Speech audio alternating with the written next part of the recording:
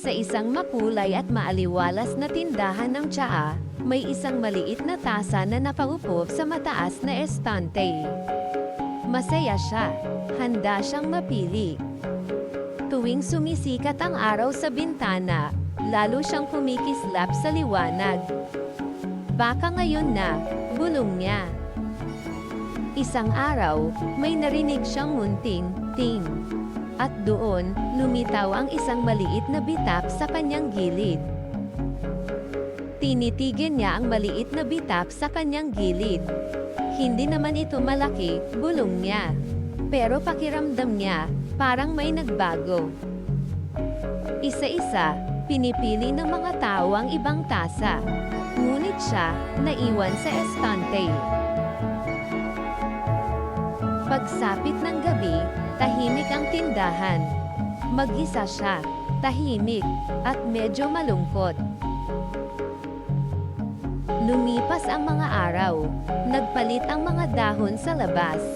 Umulan, umaraw, pero nandoon pa rin siya. Muli niyang tinitigan ang kanyang bitap. Tahimik siyang napayupo. Siguro, hindi na ako kasing ganda ng iba, mahina niyang bulong. Isang araw, bumukas ang pinto ng tindahan. Pumasok ang isang mabait na lola, may ngiting kasing init ng sikat ng araw. Napatingin siya sa maliit na tasang may bitap. Dahan-daang inabot ng lola ang maliit na tasa.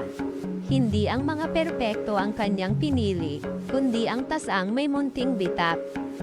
Bahagyang lumiwanag ang mga mata ng tasa. Pero po, tumutuno iyan, maingat na sabi ng tindera.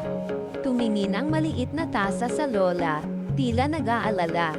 Ngunit ngumiti lamang ang lola. Okay lang, sabi niya nang may lambing.